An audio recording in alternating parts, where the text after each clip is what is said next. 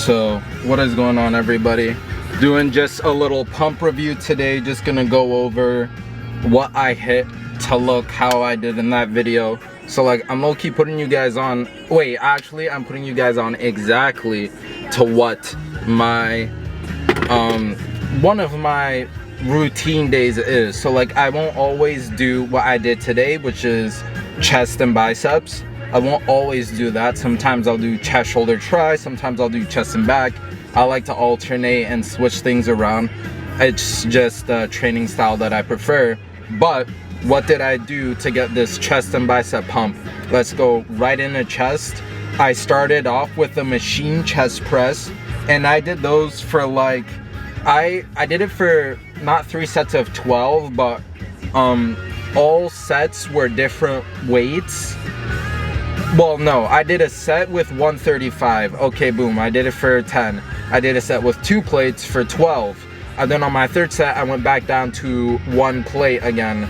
So like, I won't always do the same weight 3 by 12. I won't always do the same weight incrementing each time or decreasing each time. I really just train like trying to get close to failure on each one of those sets. So let's say if one set I do for 12 reps, the next I do for 6, the next I do for 8, as long as all of those sets are close to failure with proper intensity, then I deem it as like, okay, I hit biceps. Or like, I hit, let's say, let me get right into what I actually did today. Started off with machine chest press, right? So let's just deem this rule as I did it for a pump.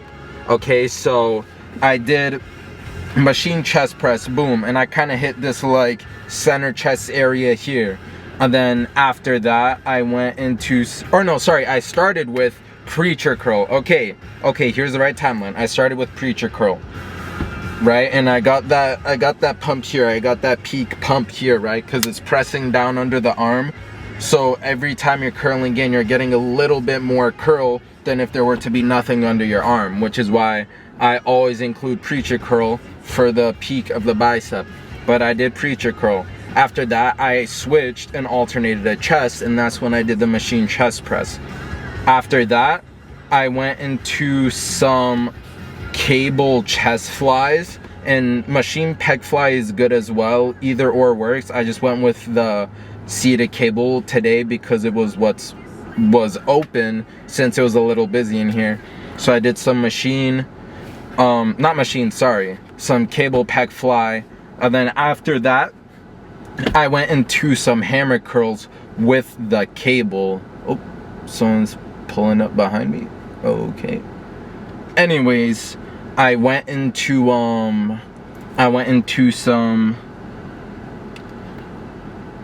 bro, the gym is closed. I went into some cable hammer curls, and that's what I did. And I just try to focus on getting the tight squeeze here.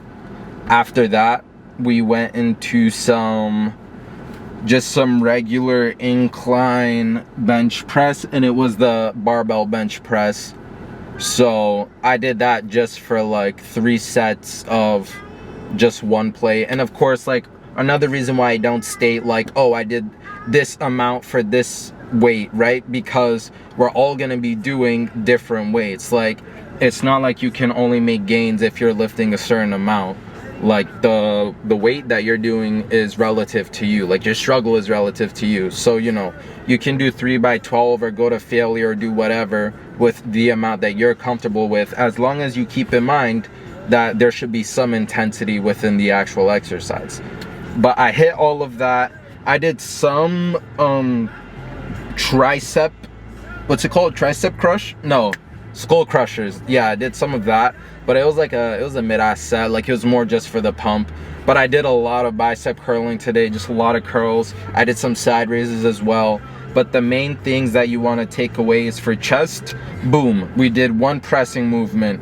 We did flies for the center squeeze, and then we did incline for upper chest. Obviously, you could include dips, you could include, you know, some other stuff if you'd like, but like, as long as I get a squeeze and a pressing movement for like my center / upper chest, that's enough for me. And when I was doing bicep, obviously I did the bicep preacher curl, I did regular dumbbell curls, I did barbell curls with free weights. It was lightweight. I did some reverse grip curls as well. I did not mention that. I did reverse grip curls because you can train your forearms. Like, people say, oh, just train the forearms indirectly, don't use straps. That's not really gonna be super efficient for like muscle building, in my opinion. You know, you can have a dedicated day for forearms, and then on your back days can only be your dedicated back day. You know, like, you don't gotta, you do what you want. But I train my forearms, and like, that's how I get them to this size. It's not like I do back day without straps. I just do hammer curls or reverse grip curls, which I both did today. So combination of all those exercises and really alternating in between, just because I feel like if I did excuse me, if I did all chest first, then like by the time I get to the second chest exercise, my chest is already going to be sore because I just hit chest. So like, different parts of the muscle exist, but of course if you're doing an isolation exercise, it's not like it's only gonna hit like that specific part. If I'm doing flies, yes, I'm focusing on the squeeze, but my side chest will be affected, maybe my upper chest will be affected, depending on how high or low, or depending on how my arm is angled.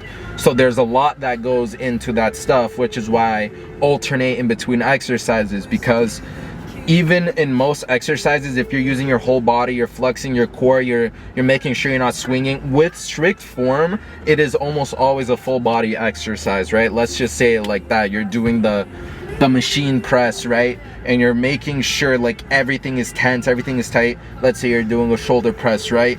You're just really trying to focus on the shoulder, but the tricep is working. You're squeezing your forearms, right? Maybe a little chest activation. So that's why I alternate, and I try to have days that have different muscle groups, because then like, I don't feel as tired by the end of the pump, and I can still efficiently train everything while giving like proper recovery time in between muscle groups. You see what I mean? So like, I don't usually do back and biceps because my biceps do tend to get pretty sore on a back day. So I'd rather include a different movement that isn't going to be affected by back, so that way I can properly train both of them at the same time, resulting in faster growth. But that was, guys, I literally just blessed your souls. You don't even gotta thank me. I had the music playing in the background, like, it's very chill. But that's everything I do, you know. And like, maybe I'll record a different like shoulder tricep day, or like hamstring quad, you know, whatever. But I really do believe in, like, in terms of, maybe I'll title this video why you should alternate between exercises. And I firmly believe that, like, especially having days where you have two different muscle groups being worked out that don't indirectly affect each other, you can grow a lot faster. But if you guys enjoyed all of this beautiful, wonderful, amazing information, don't forget to leave a like, drop a comment, maybe even drop a sub. Maybe it could be tomorrow, it could be today.